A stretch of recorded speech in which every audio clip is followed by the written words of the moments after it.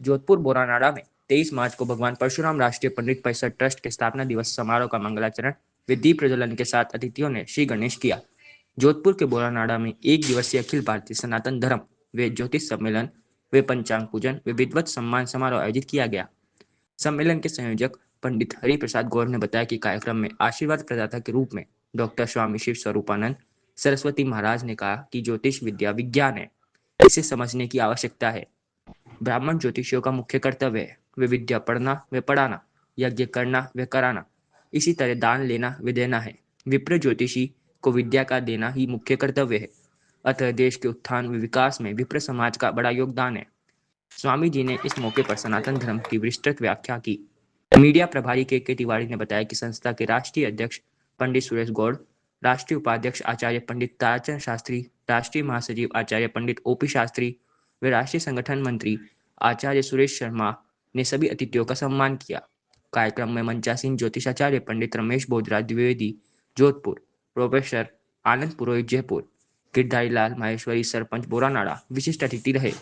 राज ज्योतिषी पंडित अभिषेक जोशी, डॉक्टर भेरू प्रकाश दादीज, doctor Shankar Singh Rajpurohit, doctor Vinayak Pulaha, doctor पंडित Rohit Pant, doctor Pushpadatta Dave, आचार्य नरहरि प्रसाद, शास्त्री प्रवीण त्रिवेदी, रमल ज्योतिर्विद आचार्य दिनेश प्रेमजी नागौर ने अपने संबोधन में शनिदेव का राशि परिवर्तन के बारे में 29 मार्च 2025 को बन रहा पिशाच योग, जो किसी के लिए लाभकारी तो किसी के लिए अत्यंत कष्टहारी है, इसके बारे में बताया।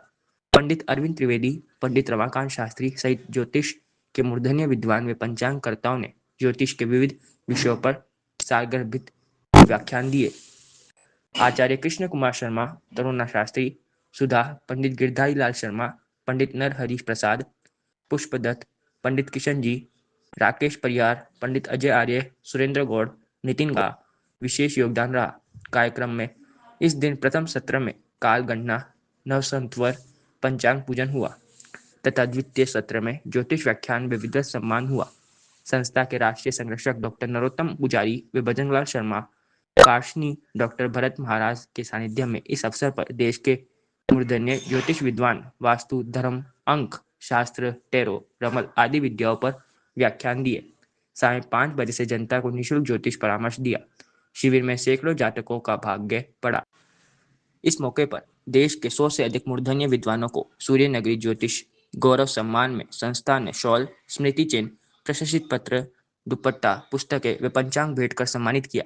इस अवसर पर संस्था के जम्मू कश्मीर प्रभारी डॉक्टर चंद्रमौली रैना को ज्योतिष कार्यों में उत्कृष्ट कार्य, लेखन प्रकाशन में सराहनीय सेवाओं के लिए लाइफ टाइम अचीवमेंट अवार्ड दिया। ग्राम पंचायत बोरानाड़ा में सभी ज्योतिष पंडित सभी पदाधिकारी आने में ग्राम पंचायत को मैं धन्यवाद दूँ बारंबार। और ज़्यादा तो मना भाषण देना आवे को नहीं, मैं आपने आप आशीर्वाद लेनी चाहूँ मैं। और आज हमारे ग्राम पंचायत में आप पधारिया और भिन्न भिन्न देशों, भिन्न भिन्न राज्यों पधारिया।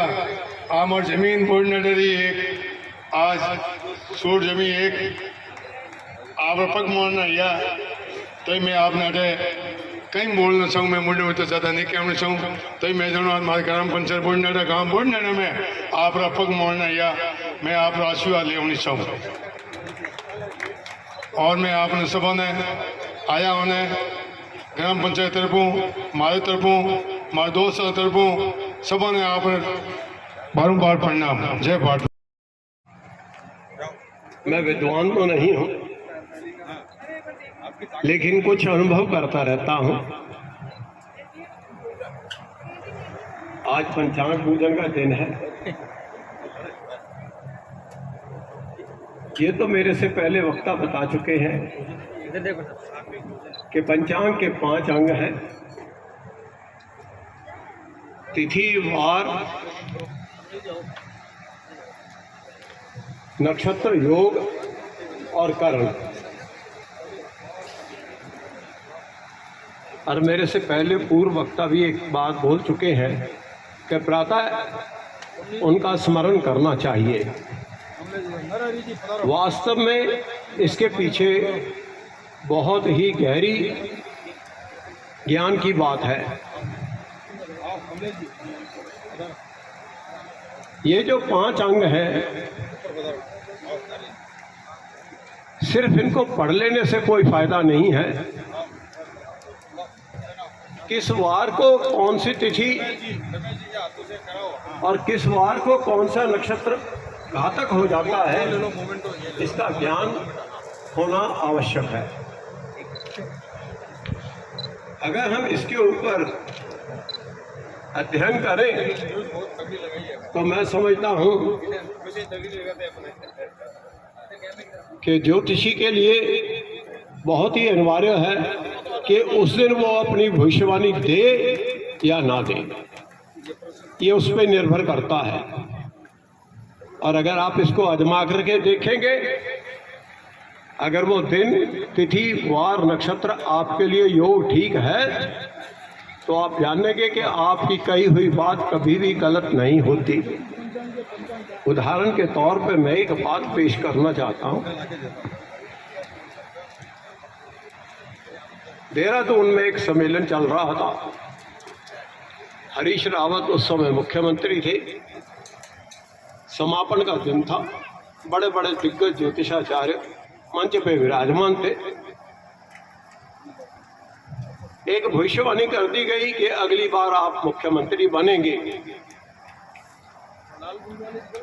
चूंकि पंचांग किसी ने देखा नहीं था उस दिन का, उस दिन विश्वकुंभ योग था।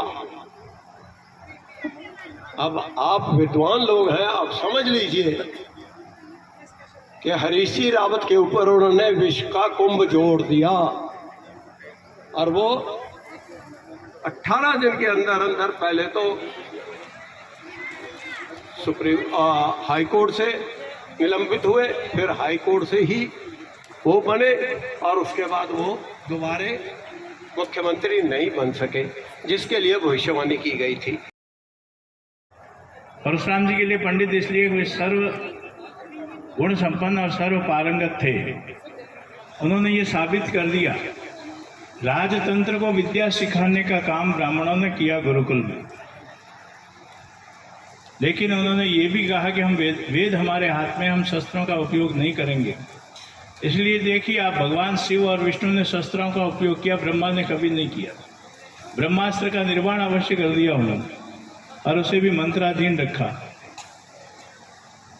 तो इसलिए परशुराम जी ने ये साबित कर दिया, यदि आपको सिखाने वाले पर अगर आप अत्याचार करेंगे तो सिखाने वाला खुद अनुभवी होगा, तभी तो सिखाएगा।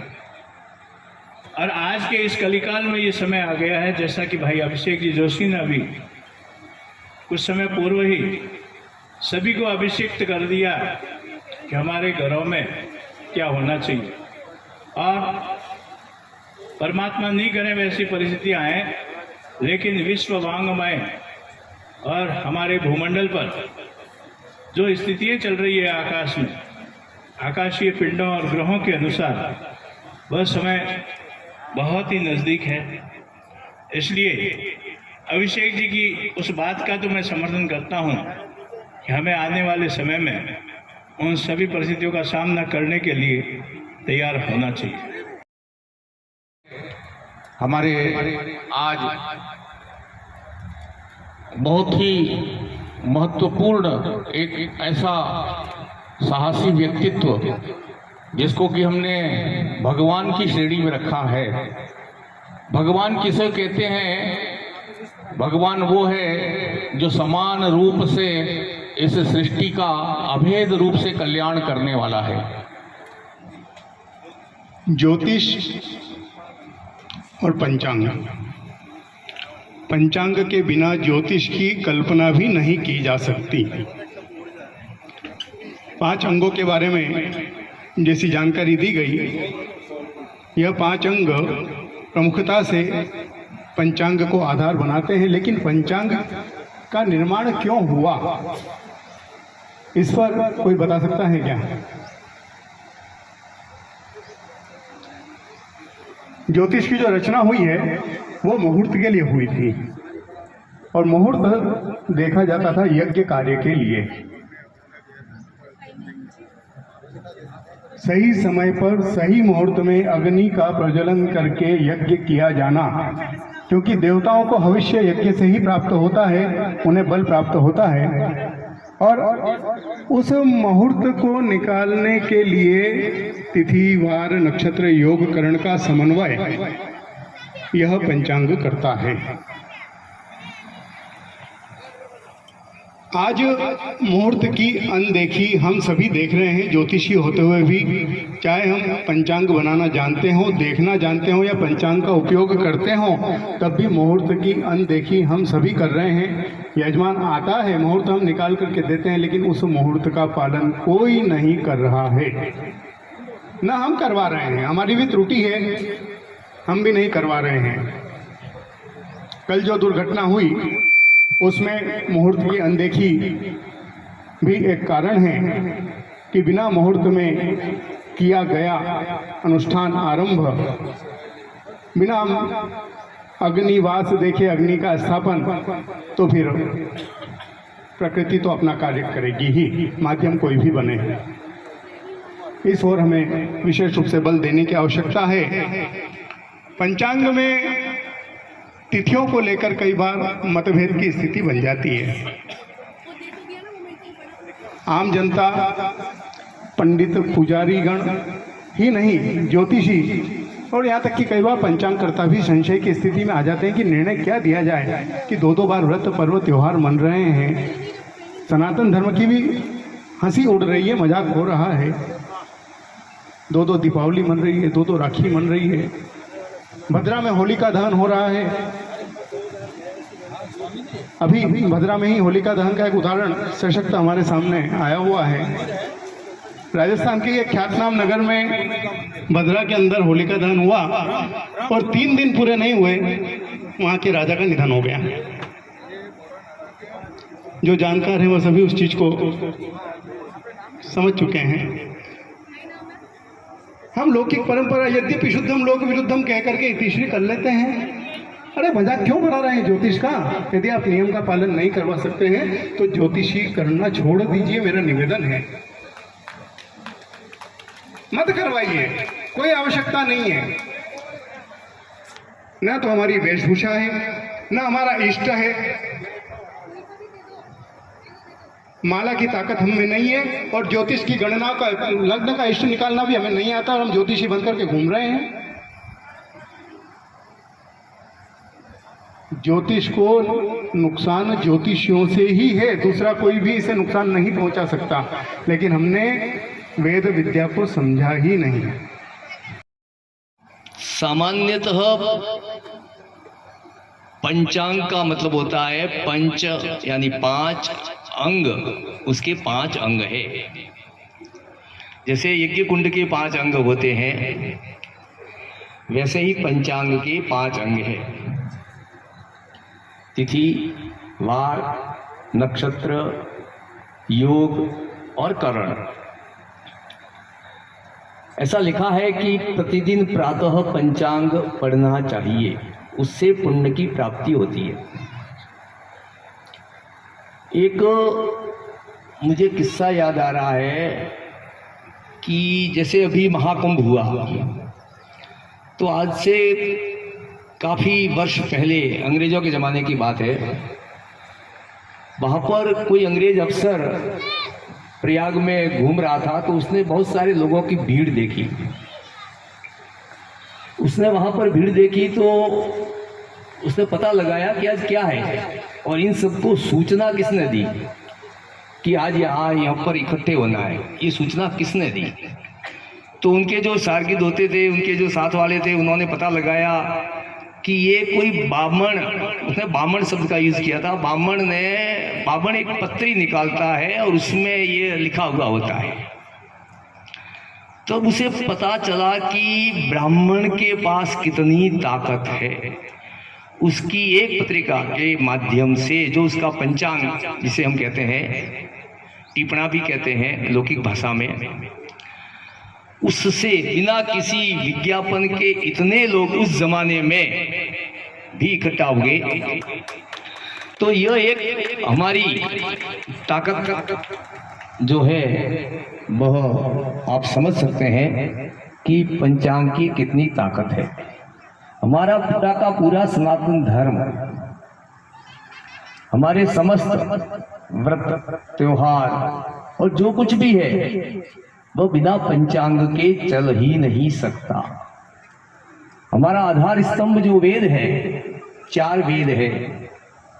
व्यासोच्चिष्ट जगत सर्वम, पूरा जगत जो व्यास का उच्चिष्ट कहा जाता है, जिन्होंने वेद को 4 भागों में विभाजित किया, क्योंकि उन्हें आभास हो गया था कि भविष्य में चारों वेद के अध्येता मिलने मुश्किल हो जाएंगे, तो उन्होंने 4 विभाग किए, चारों वेदों को जो है उन्होंने प्रतिष्ठित किया। उन चारों वेदों के 6 वेदांग हैं और उसमें जो उसका चक्षु है, जो आंख है, वह ज्योतिष है। शास्त्र कहता है कि लक्ष्येकम चतुर्थो वेदा, लक्ष्येकम भारत में वच, लक्ष्येकम व्याकरणम प्रोक्ता, चतुर्लक्षांति ज्योतिषा। चारों वेदों को मिलाएंगे तो 1 लाख श्लोक बनते हैं। लक्ष्येकम चतुर्थो वेदा, लक्ष्येकम भारत में वच, महाभारत के 1 लाख श्लोक है। मूल महाभारत के 24,000 रहे हो। और लक्ष्येकम व्याकरणम प्रोक्ता, व्याकरण के 1 लाख श्लोक बताए गए हैं, लेकिन ज्योतिष के बारे में कहा गया है कि चतुर्लक्षांति ज्योतिषा, इसके 4 लाख श्लोक है, यानी अनंत ज्ञान का भंडार है। और उसमें मुझ जैसे अकिंचित व्यक्ति, मुट्ठी तो बहुत बड़ी चीज होती है, तिल मात्र ग्रहण करके भी स्वयं को गौरवान्वित महसूस करते हैं। मेरे आगे बहुत ही अच्छे और मुझसे ज्ञानवान वक्ता, धर्म मिथ्याहु धर्मो धारयते प्रजा, कहते प्रजा को धर्म का धारण करना चाहिए। जब सर्प दब जाता है तो वो डस लेता है, वो उसका धर्म है। अब आप बताइए, क्या कोई ये स्वीकार करेगा क्या कि सर्प को का डसना उसका धर्म है? लेकिन यह भी धर्म है। दूसरा विषय है ज्योतिष, वास्तु, अंकशास्त्र, टेरो, फलित, हस्तरेखा इत्यादि विविध विषयों पर व्याख्यान। इन विषयों पर व्याख्यान करने के लिए मैं समझता हूं कि 1 दिन पर्याप्त नहीं है, अपर्याप्त है। तथापि अनंत शास्त्रम बहुलाश्च विद्या अल्पस्य आयु बहवश्च विघ्नाः, अनंत शास्त्र हैं, बहुत सारी विद्याएं हैं, आयु अल्प है, उसमें भी बहुत सारे विघ्न हैं। तो क्यों न हम सारगर्भित रूप में इस पर चर्चा कर लें। उसके बाद मानव जीवन में संस्कृत और संस्कृति का महत्व, फिर सनातन धर्म में थोड़ा सा मैं इसको संशोधित करूंगा। सनातन धर्म तो बहुत व्यापक है, वैदिक धर्म में ये गृह्य सूत्र जो होते हैं वो 16 संस्कारों का वर्णन करते हैं, जिसमें चारों वेदों के अलग अलग सूत्र हैं। यजुर्वेद का पारस्कर गृह्य सूत्र है। तो ये जो 16 संस्कार हैं, अभी रमेश जी ने बताया, लोग जानते ही नहीं है। 2 संस्कारों का अब प्रचलन है। वो कौन से संस्कार हैं? एक विवाह संस्कार है और एक अंत्येष्टि भी है। अंत्येष्टि भी 2 प्रकार से हो रही है, एक मंत्राग्नि से होती है, एक अमंत्राग्नि से होती है। तो मैं काशी का रहने वाला हूँ, काशी मेरी जन्मभूमि है और राजस्थान मेरी कर्मभूमि है। मध्य प्रदेश में भी मैं लेक्चरर था संस्कृत का। तो इस तरीके से मैंने ये देखा कि ये सारे विषय इसमें आ गए हैं। और अंत में एक विषय दिया है, 5वां विषय, निःशुल्क ज्योतिष परामर्श शिविर। ये सबसे अच्छा विषय है क्योंकि इसमें शुल्क रखा ही नहीं गया, निःशुल्क रखा गया है। और ये जो परामर्श शिविर है, इसमें आप लोग जरूर भाग लें, क्योंकि मनुष्य के जीवन में जन्म से मृत्यु तक जो समय होता है उसको आयु कहते हैं। और उसको किसी का ज्ञान, आयु का ज्ञान किसी को नहीं होता, किसकी क्या आयु होगी। हमारे यहाँ षड्भाव विकार बताए हैं महर्षि हमारे विद्वान यास्क ने। उसने कहा, जायते अस्ति विपरिणमते वर्धते अपक्षीयते विनश्यति। 6 स्टेप इन द लाइफ। ये 6 स्टेप क्या है? जायते मतलब उत्पन्न होता है, उसकी सत्ता होती है, अस्थि हो गया। विपरिणमते, उस मूल रूप को धारण करके परिवर्तन होता है। अपक्षीयते, वर्धते, कंप्लीट डेवलपमेंट। फिर अपक्षीयते, धीरे धीरे डिप्रिसिएशन, और फिर जब घटना शुरू होगा तो एक दिन क्या होगा, विनश्यति को वो प्राप्त करेगा। तो पहला वाला जन्म और अंत वाला, ये 6 भाव जिसके में प्राप्त होते हैं, इसमें मैं विनायक जी को कहूंगा कि ये 6ठे भाव में चल रहे हैं, और भी हमारे बैठे हुए वरिष्ठ लोग हैं ये 6ठे भाव में चल रहे हैं। तो 6ठे भाव को जो प्राप्त करता है वो अपने जीवन में संपूर्ण आयु को प्राप्त करता है। और ये तो सत्य है, जातस्य यही ध्रुवोर मृत्यु ध्रुवोर जन्म मृतस्य च, जो पैदा हुआ है उसकी मृत्यु होना सुनिश्चित है। अभी होली गई, हिरण्यकश्यपु क्या था, वो मरना नहीं चाहता था, मैं यहाँ नहीं मरूं, वहां नहीं मरूं, कहीं नहीं मरूं। लेकिन मनुष्य क्या होता है, वेद शास्त्र इसलिए पढ़े जाते हैं कि किम उक्तम किम उपयुक्तम, किम युक्तम किम अनुपयुक्तम, क्या सही है और क्या गलत है। अभी बहुत से लोगों ने इसमें एक पंचांग का विषय था, अभी द्वितीय सत्र भी होगा तो उस द्वितीय सत्र में मैं अपनी बात को रखूंगा। तो ज्योतिष में पंचांग का बड़ा महत्व है। तिथिर विष्णु तथा वारो नक्षत्रम विष्णुरेव च योगश्च करणं चैव सर्व विष्णुमयं जगत। कृष्ण कुमार जी, तिथिर विष्णु तथा वारो नक्षत्रम विष्णुरेव च योगश्च करणं चैव सर्व विष्णुमयं जगत। बहुत सारे हमारे पंडित लोग हैं, जब पंचांग में उपलब्ध नहीं होता तो इस श्लोक को बोल देते हैं। लेकिन यहाँ एक रहस्य है, यहाँ ये रहस्य है कि यहाँ विष्णु क्यों कहा गया। तिथिर विष्णु तथा वारो नक्षत्रम विष्णुरेव च, तिथियां कितनी हैं, 15 तिथियां हैं, 2 पक्ष हैं, इसलिए 16 तिथियां मान लीजिए, एक अमावस्या और एक पूर्णिमा, 16 तिथियां मान लीजिए आप। लेकिन होती नहीं है, श्राद्ध पक्ष में ये गणना कर लेते हैं उसको, लेकिन 2 पक्षों में, एक शुक्ल पक्ष और कृष्ण पक्ष। तो इसमें वार कितने हैं, सूर्यादि सप्तवासरः, रविवार से 7 वार हैं। तो ये तिथिर विष्णु तथा वारो नक्षत्रम, 27 नक्षत्र हैं, विष्णुरेव च योगश्च करणं चैव, योग और करण ये सब को विष्णु का नाम क्यों दिया गया, यह चिंतनीय है। मैं चाहूंगा कि आने वाली जो ज्योतिष के जो विद्वान यहाँ उपस्थित होंगे, तो मैं थोड़ा सा जो चिंतन रखता हूँ, विष्णु क्यों कहा है कि विष्णु को हटा दीजिए तो कुछ नहीं है, सूर्य को हटा दीजिए तो कुछ नहीं है। आपके जो नवग्रह हैं, ये सारे नवग्रह में पहला किसका नाम आता है, सूर्य का।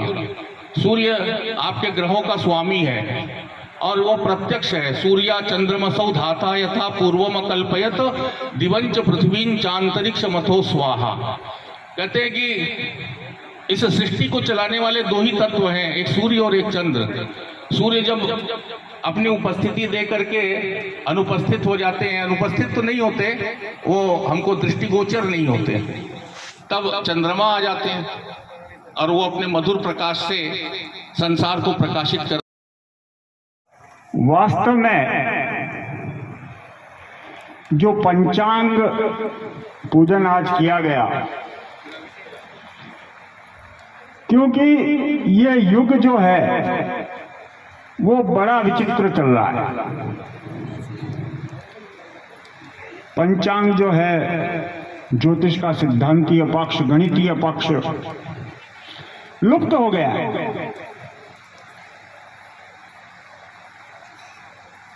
कई ज्योतिषी जो इंटरनेट से ताजे ताजे डुबकी लगाकर आए हैं, उनको पंचांग गणना की समझ ही नहीं है। पंचांग गणना के 5 अंग भी उनको मालूम नहीं है, कैसे ज्योतिष करें। और जो तरह तरह के टोटके ज्योतिष में आ रहे हैं, जिनको समाज की कोई आवश्यकता नहीं है, ऐसे टोटके, समाज को ऐसे टोटकों की कोई आवश्यकता नहीं है। ये करो और लक्ष्मी छप्पर फाड़ के बरसेगी, और ये करो वो करो, इस प्रकार के जो टोटके हैं वो ज्योतिष के विशुद्ध सिपाही जो हैं वही इस प्रकार के टोटकों से समाज की रक्षा कर सकते हैं। नहीं तो इस प्रकार के टोटके ज्योतिष और ज्योतिषी दोनों का मंत्राधार कर देंगे।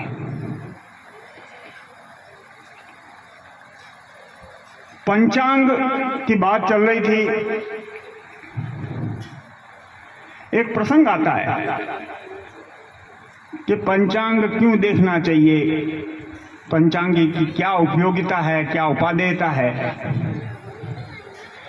एक ज्योतिषी और एक राजा के बीच में तर्क होता है और ज्योतिषी जो है वो कहता है स्वदेशी पूज्यते राजा विद्वान सर्वत्र पूज्यते। हे राजन, तेरी पूजा जो है तेरी सीमाओं में ही हो रही है, पर विद्वान कहीं भी चला जाए वो सीमाओं से परे है, वो दूसरे राज्य पड़ोस के राज्य में भी चला जाएगा तो उसका उसी प्रकार से अभिनंदन और सत्कार हो जाएगा। इसलिए मैं तेरे से बड़ा हूं। राजा को बात बड़ी अखरी, उसके अहम को चोट लगी कि तू मुझसे किस प्रकार बड़ा है, तू भिक्षुक है, याचक है, तेरे पास कुछ नहीं है। मैं जो है वो इस देश का राजा हूं, अभी तत्काल प्रभाव से मैं तुझे दंडित कर सकता हूं। तो उसने कहा कि यहां दरबार में जो भी उपस्थित है उनसे पूछो, जब मैं यहां आया तो तेरे से तो लोगों ने डर कर अभिनंदन किया, सम्मान किया, लेकिन मेरे से वास्तव में वो अभिनंदन सम्मान से मेरे समक्ष खड़े हुए। राजा ने कहा ऐसी बात है तो चल मैं तेरे को चक्रवर्ती सम्राट के पास ले जाता हूं। चक्रवर्ती सम्राट जिसका समस्त भूमंडल को शासन। उसने कहा अब जो तूने मुझसे बात कही वो इससे भी कह, और ये पड़ोस के किसी भी राज्य में चला जाए इसका सम्मान यथावत रहेगा। उसने कहा बिल्कुल मैं इससे भी बड़ा हूं। बोले कैसे? चक्रवर्ती सम्राट ने कहा प्रमाणित कर, नहीं तो मैं अभी तेरी हत्या कर दूंगा, दंडित कर दूंगा। उसने कहा चतुरंग बलो राजा। हे राजा, तू 4 अंगों से बलवान है। चतुरंग बलो राजा जगति वसमाने। उस चतुरंगणी सेना ने तेरा आदेश मनाने के लिए लोगों को बाध्य किया है। चतुरंग बलो राजा जगति वसमाने। लोग डर कर तेरी पूजा करते हैं, लोग डर कर तेरा सम्मान करते हैं। अहम पंचांग बलवान, मैं 5 अंगों से बलवान। तो जो 4 अंगों से बलवान है वो बड़ा या 5 अंगों से बलवान है वो बड़ा?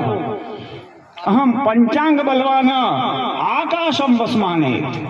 तेरा तो भूमंडल पर शासन है, पर मैं पंचांग बलवान हूं, आकाश में भी, भूमंडल में तो है ही है। आकाश में कौन सा ग्रह कब वक्री होगा, कब मार्गी होगा, कब उदय होगा, कब अस्त होगा, कौन सा ग्रह किस राशि में चल रहा है, किस नक्षत्र में परिभ्रमण कर रहा है, ये सब मेरे संज्ञान में है। और मैंने अपनी गणना से उन सभी ग्रहों को वशीभूत कर रखा है। तो पंचांग का ज्ञान होना बहुत आवश्यक है। कल दुर्भाग्य से एक दुखद घटना भी हुई है कि ब्राह्मणों पर गोली चलाई गई जो यज्ञ करते ब्राह्मण हैं। विश्व में धर्म प्रधान भारत देश, उसमें भी पुण्यतम पवित्रतम सतियों एवं रणबागों की भूमि मारवाड़ राजस्थान के जोधपुर बोरानाड़ा के इस प्रांगण में विश्व को दिशा और दशा का ज्ञान कराने वाले हमारे भगवान परशुराम राष्ट्रीय पंडित परिषद ट्रस्ट के हमारे जोधपुर और मैं कहूँ तो मारवाड़ राजस्थान और भारत की आन मान और शान को विश्व के कोने कोने में पहुंचाने वाले हमारे रमेश भोजराज द्विवेदी जी, जिनको मेरे को भी काफ़ी पास से समझने का, बैठने का मौका मिला।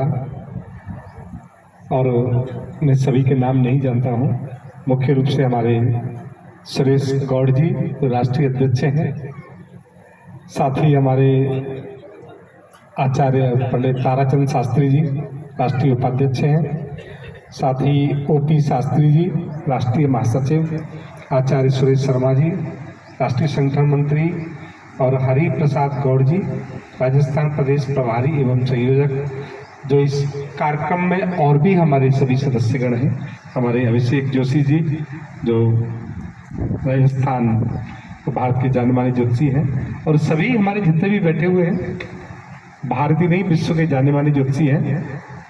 जैसा कि आप सबने रमेश जी के पिताजी जो भोजराज द्विवेदी जी थे, उनको कौन नहीं जानता।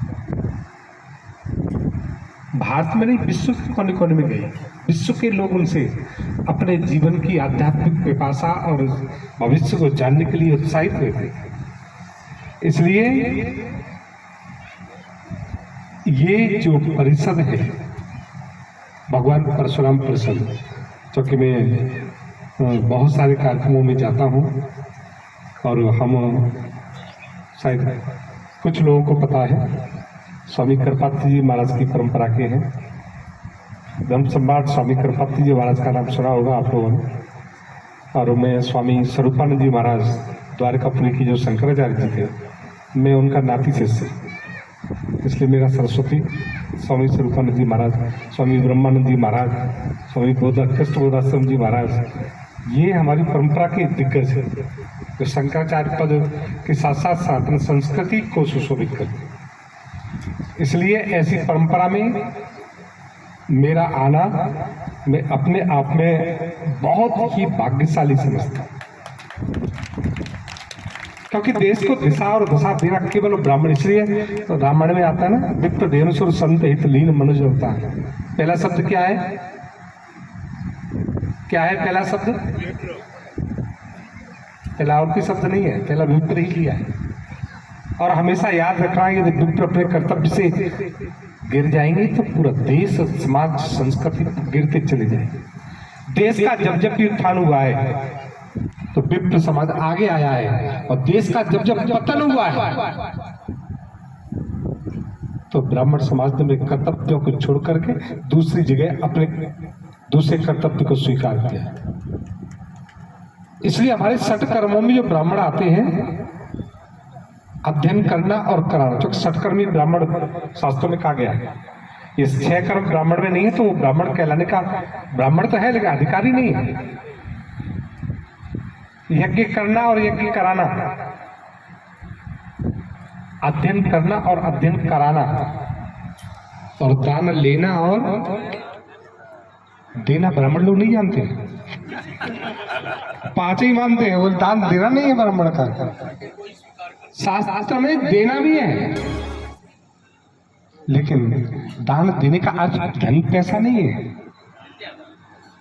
तो वही समझना है। केवल पैसा नहीं है, पैसे की चर्चा नहीं करना। शास्त्र में दान देने की जगह पैसे की चर्चा नहीं है, धन की चर्चा नहीं है, सोने चांदी की चर्चा नहीं है। ज्ञान देना है, ज्ञान का दान देना, विद्या का दान देना। सा विद्या या विमुक्त है। हम लोग जब पढ़ते थे इस पॉइंट पर साथ होते थे, हम लोगों के संपूर्ण यूनिवर्सिटी में साथ होते थे। जब 1998 का मुझे याद है कुंभ लगा था, तो मैं अपने जो हमारा अखिल भारतीय साधु विद्यार्थी परिषद था, मतलब हम साधु भी थे और विद्यार्थी भी थे, पढ़ते थे। उस समय आचार्य प्रथम वर्ष में कर रहा था वेदांत से। उस समय स्वामी गुरु शरणानंद जी महाराज का नाम सुना होगा आप लोगों ने। गुरु शरणानंद जी महाराज जो महावन रणनीति के महामंडल से हैं, उदासीन अखाड़े से, उन्होंने एक हमारा छात्र संघ था, एक दूसरा छात्र संघ और था। हम दोनों का साथ रखा था। स्टेज पर 8 दिन से हम लोगों ने तैयारी की। एक साइड में हमारा छात्र संघ बैठा है, दूसरी साइड में दूसरा छात्र संघ बैठा है, और बीच में सारे महामंडल और नीचे भगत के लोग। और इसी पॉइंट पर उस समय शास्त्रार्थ हुआ था, सा विद्या या विमुक्त है, और शास्त्रार्थ हुआ। हम लोग जीते 1998 में। उस समय आप भी आश्चर्य करें, 36,000 रुपये महाराज जी ने उस समय हम लोगों को छात्र संघ को दिया। 36,000 उस समय बहुत वैल्यू। हम लोग एक एक किताब लेने के लिए तरस ऐसे नहीं लिखा है। व्यास जी महाराज समाधि में जाते थे, समाधि में जाने के बाद उसको देखते थे और वहां दिव्य शब्द होते, दिव्य शब्द उनके सुनाई देते थे। उन्हीं शब्दों को, उन्हीं घटनाओं को, उन्हीं भावों को, उन्हीं प्रेमों को व्यास जी ने भागवत में पिरोया है शब्दों के माध्यम से। ये साइंटिफिक बेस है इस चीज का। आज तुम अमेरिका और यहाँ की बातें करते हैं कि टीवी अमेरिका में मैच चल रहा है और हम यहाँ पर देख रहे हैं, ये तो आज चला है, करोड़ों वर्षों से शास्त्रों में लिखा है, करोड़ों वर्षों से। इसलिए ज्योतिष, वेद, साइंस 100% साइंस है और 100% करेक्ट है। कोई भी घटना पुराण की झूठी नहीं है, याद रखना। मैं सिद्ध करता हूं, मैं कहता हूं जो कहीं पर तुम्हारा प्रश्न हल हो मेरे पास लेकर के आइए, मैं उसको हल करूंगा। कोई भी घटना झूठी नहीं है, वो कालांतर से है, कालांतर से है। किसी कालखंड में हुए कई युग होते हैं, सतयुग एक नहीं हुआ है, सतयुग तो बहुत हुए। कोई घटना किसी सतयुग में घटी, कोई घटना किसी सतयुग में घटी। तो हमारा तो 4,32,000 वर्ष का ही कलयुग है ना। 864 में तो हमारा द्वापर आ जाता है, फिर उसका 3 गुना त्रेता, 4 गुना हमारा सतयुग और चारों मिला गया चतुर्युग। कितने युग घटते हैं। ब्रह्मा जी की 100 वर्ष की आयु, 28वां कलयुग चल रहा है। इसलिए प्रकारांतर से वो घटनाएं घटी हैं अलग अलग युगों में, भेद है वहां पर। लेकिन घटनाएं कल्पित है ऐसा नहीं है, घटनाएं गलत है ऐसा नहीं है। कोई भी घटना गलत नहीं है, केवल हमारे समझने का विषय होता है और समझाने का विषय हमारा कम ज्यादा हो सकता है। लेकिन घटनाएं कभी शास्त्र कभी गलत नहीं, पुराण कभी गलत नहीं है।